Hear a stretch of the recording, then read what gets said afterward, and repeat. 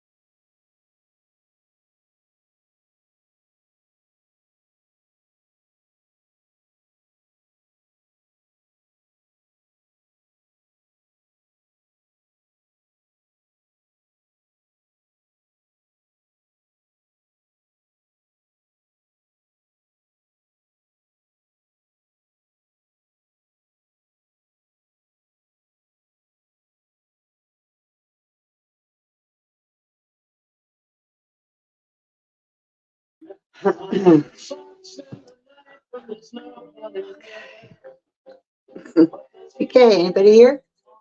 Anybody want to play Beatles trivia? After all this, I got some nice Beatles music playing. I let Alexa choose. Oh, she thinks I'm talking to her now. Okay. Just making sure my my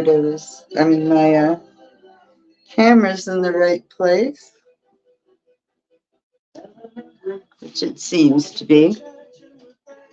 Uh, anyway, and there's something I should do. Anyway, so hello, hello. We have 3 minutes to go before we start doing Beatles trivia.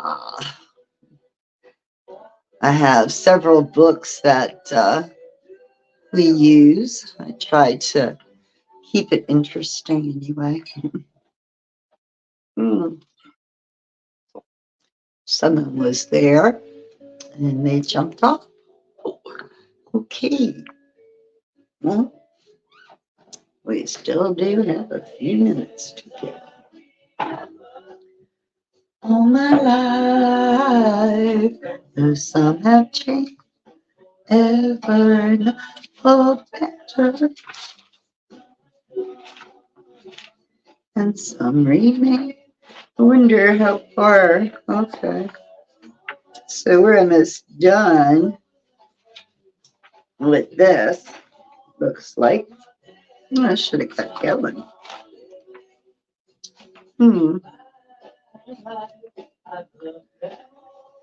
Let's see. What are the trivia quizzes?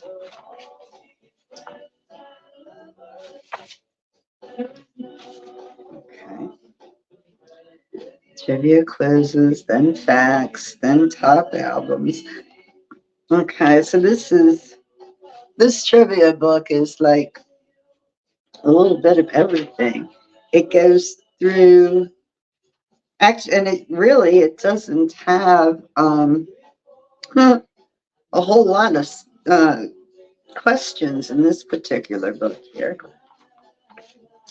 but we will finish what we got here. Easy enough. What time is it? 1 minute till showtime. Anybody remember movie theaters? Right? The drive-in movie theaters.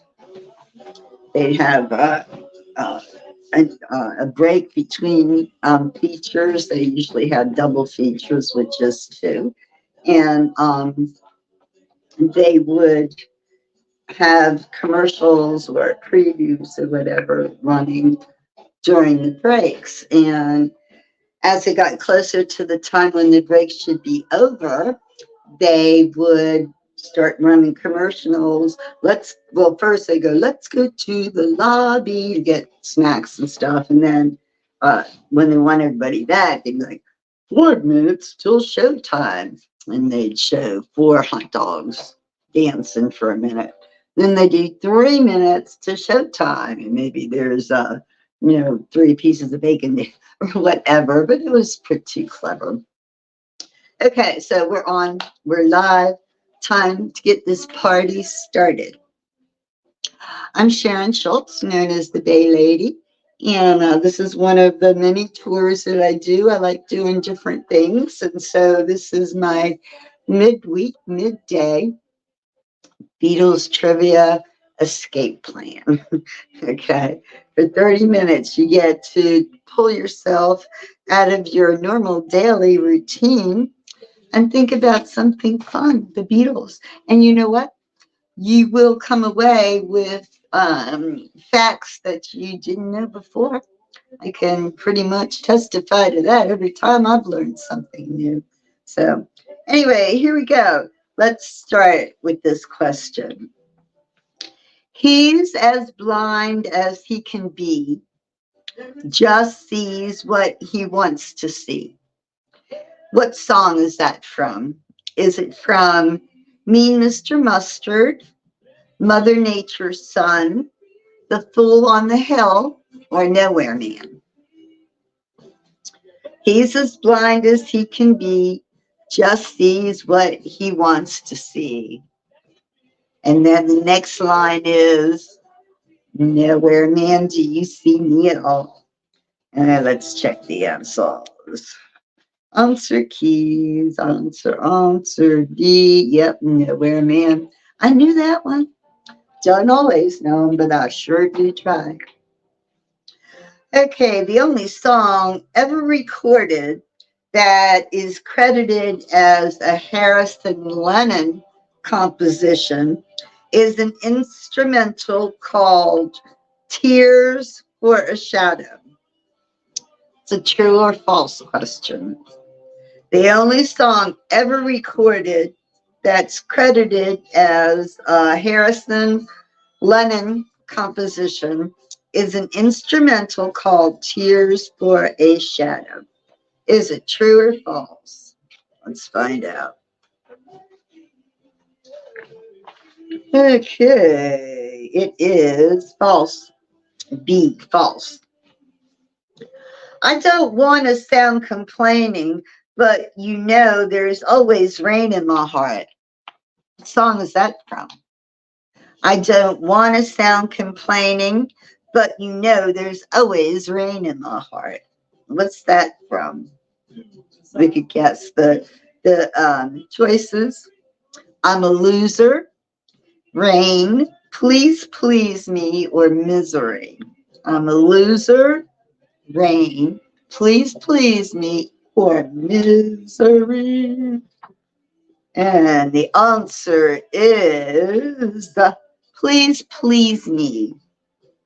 Please please me is the answer. Hey, what's Paul McCartney's brother's name? Anybody know? Paul McCartney's brother. Do you know what his name is? Is it Harry, Freddie, James, or Mike?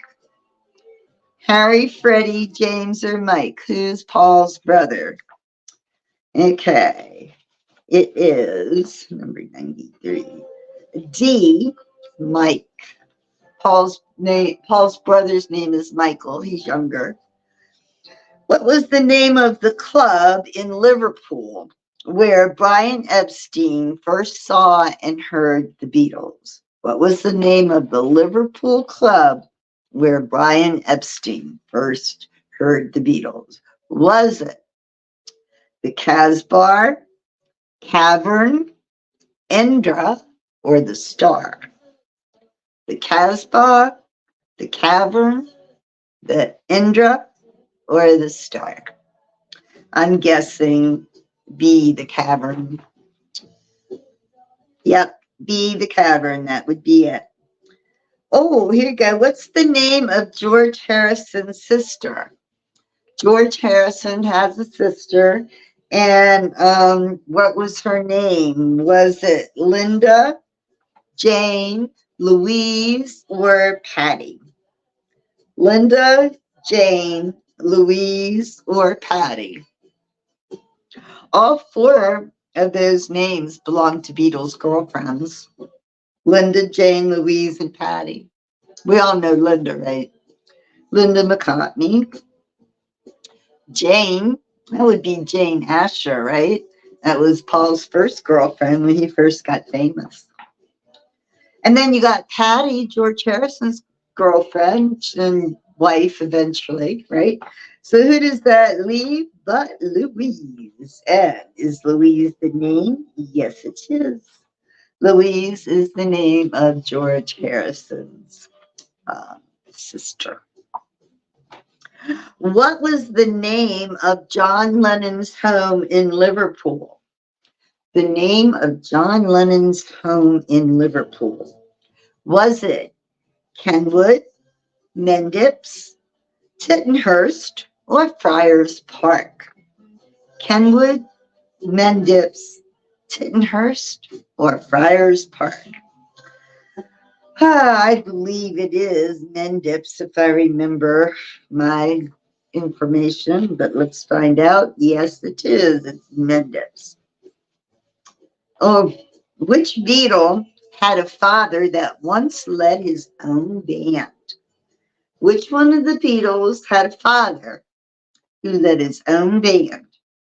Was it John, Paul, George, or Ringo's dad? John, Paul, George, or Ringo? Who was the singer with the band? All right, let's look. 97 is the question. That would be Paul. Paul's dad was very musical. That's where Paul got it from. He had a band. And, Paul grew up with music part of his lifestyle. So that was a good question. Oh boy. Which Beatle made the mistake of saying he liked jelly beans and was pelted with them the next time the Beatles performed live? Which Beatle made the mistake of saying he liked jelly beans and was pelted with them the next time the Beatles performed? John, Paul, George, or Ringo? Who did it? Let's see. It was George. George did it. He got them all pelted with jelly beans. Though in England, don't they call them jelly babies? I think. I thought jelly babies. Who taught John Lennon to play the banjo? Anybody know that? Who taught John Lennon to play the banjo? Was it Pete Shotton? Was it Paul McCartney, Julia Lennon, or Ivan Vaughn? Pete Shotton, Paul McCartney, Julia Lennon, or Ivan Vaughn? John's mother, Julia, didn't she play a little ukulele or something, I thought? Oh, the answer's C, it was her. Okay, she taught him how to play. It must have been a little banjo then, not a uke. Okay, question 100, the last trivia question in this book. How did Brian Epstein die? How did Brian Epstein die? Was it heart attack, suicide, drug overdose, or was he murdered? Heart attack, suicide, drug overdose, or murder? The answer is C. It was a drug overdose that took the life of Brian Epstein. So this was the end of that. But you know what? This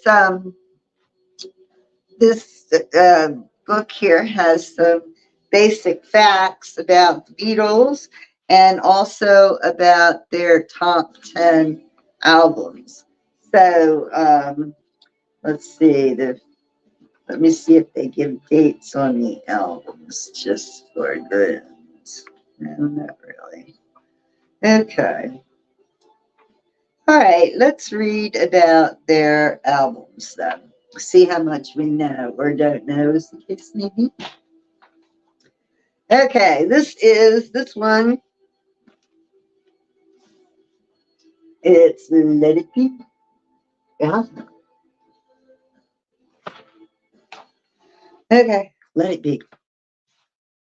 This album is essentially the Beatles' version of Fleetwood Mac's Rumors, but not as successful. Did you know that? The last studio album to be released by the Fab Four, Let It Be, came at a time when the group was at each other's throats. Paul McCartney wanted the group to go back to their roots, while the other members needed a break from Paul. A lack of true managerial leadership and having the men perform together in the studio rather than recording separate parts contributed to their breakup. It also didn't help that Phil Spector used his infamous wall of sound production techniques behind the group's back. They didn't know he was using that. The album was released in 1970 on the 8th of May, just 1 month after the Beatles broke up. While it received mixed reviews from critics, it did have some commercial success.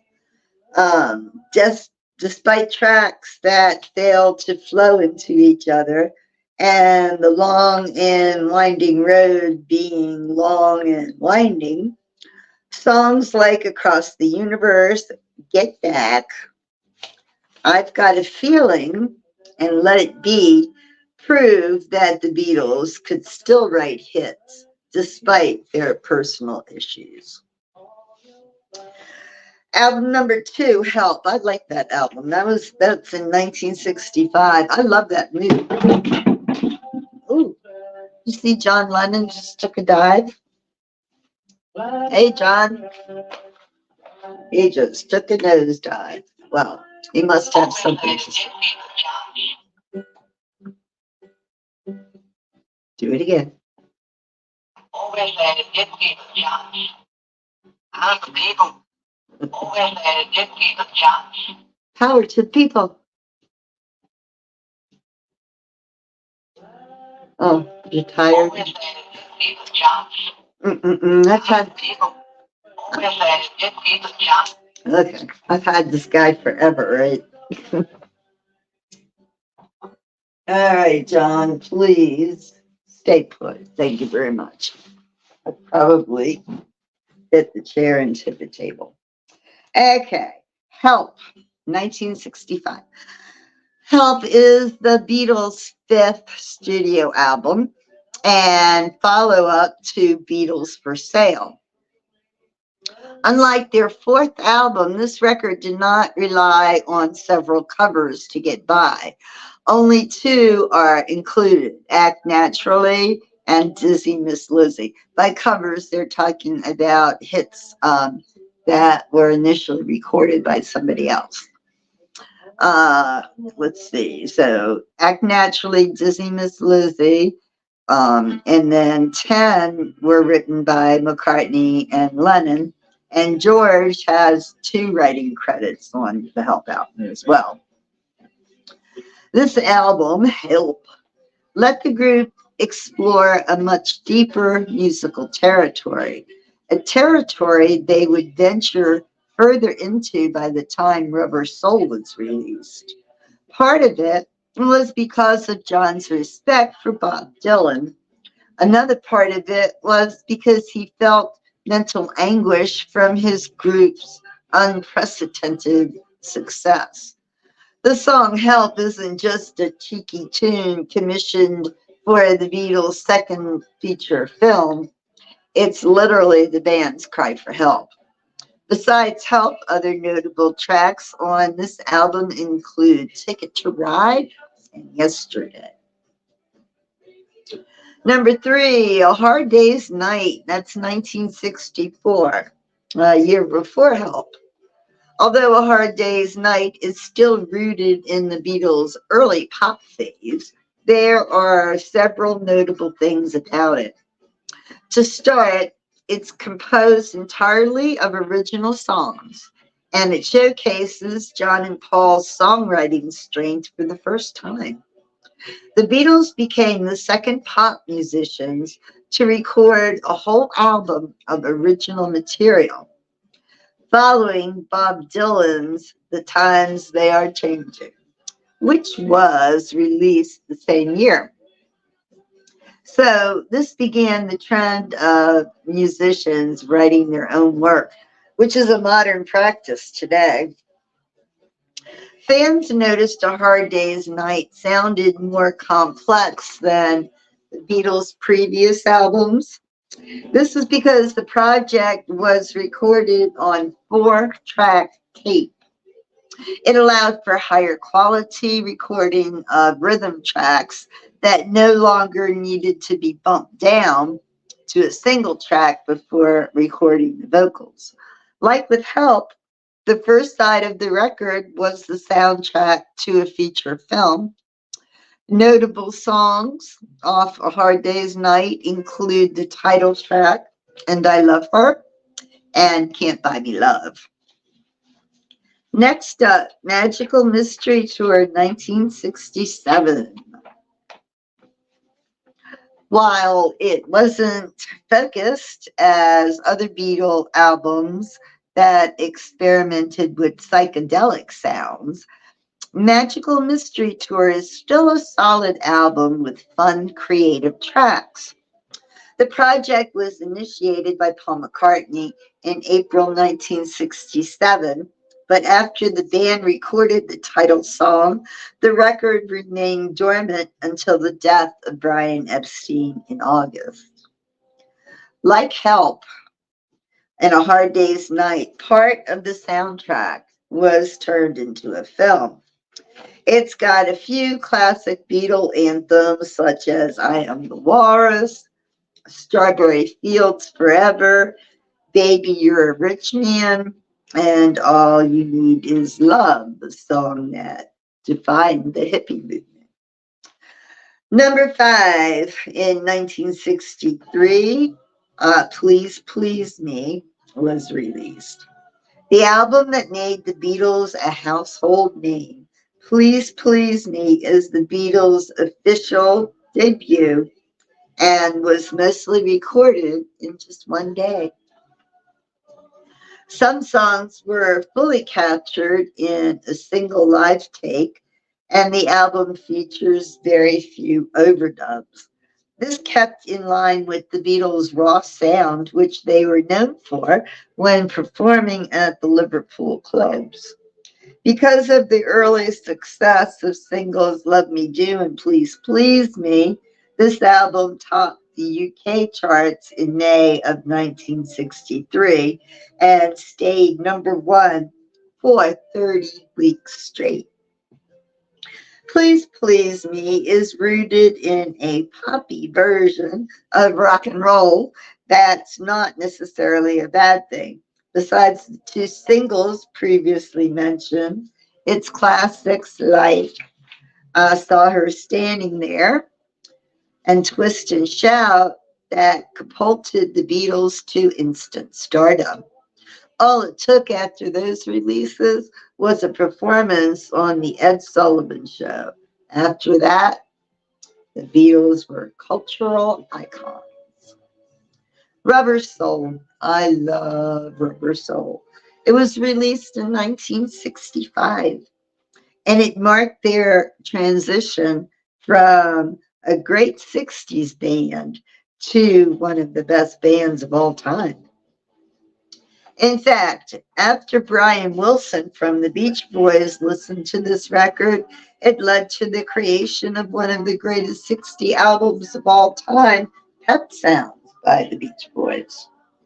Rubber Soul, the title being a pun on soul music and eschews Rubber Soul, is markedly more sophisticated than previous Beatles albums.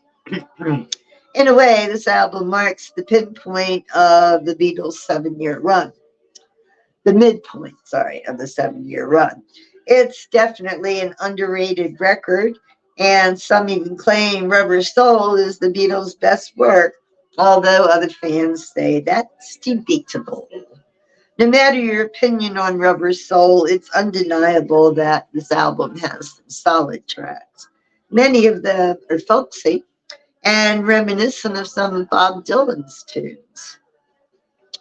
Songs like In My Life, Norwegian Wood, and Michelle solidify the Beatles' growth from young Liverpool studs into mature artists.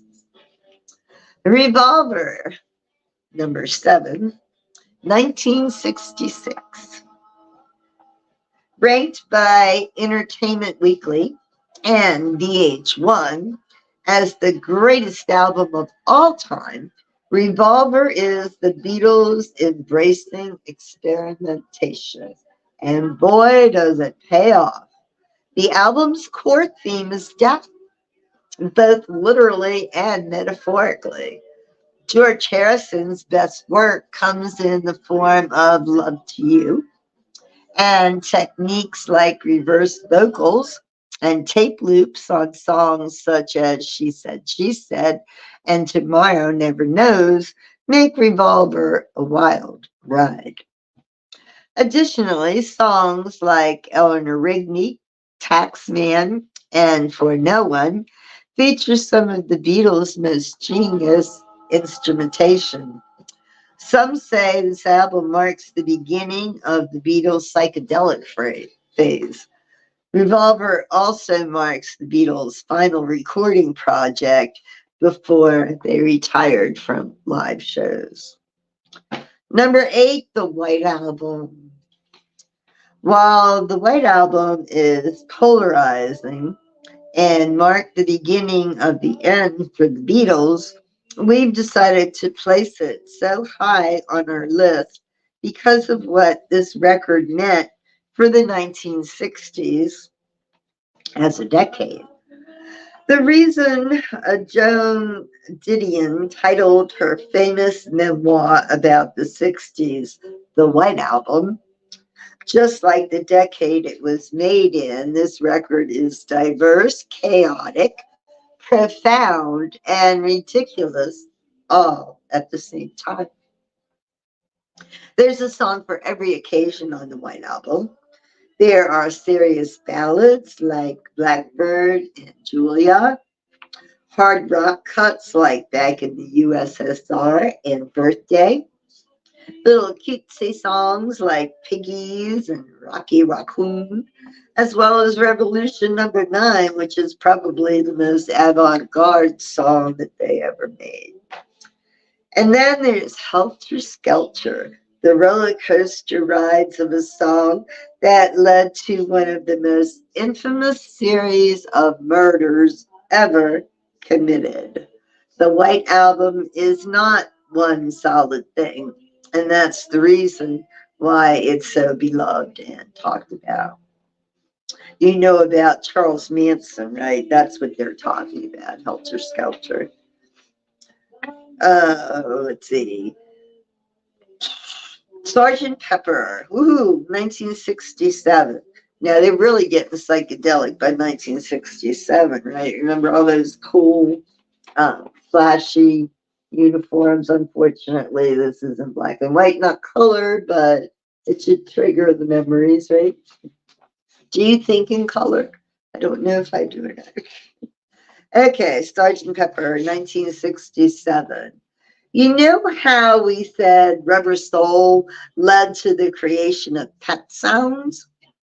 Well, after the Beatles listened to that famous Beach Boy album, it influenced them to create Sergeant Pepper's Lonely Hearts Club Band.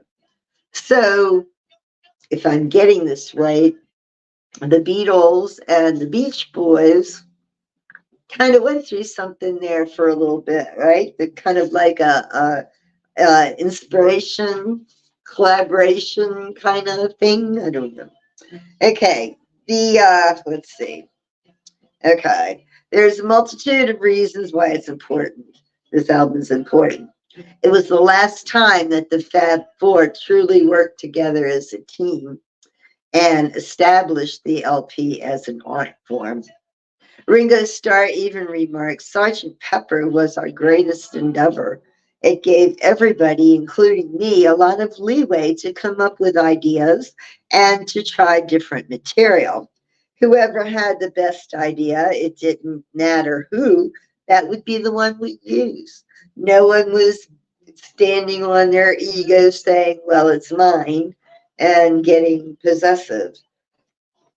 The title of the album came from Paul McCartney wanting to create a fake identity for the band.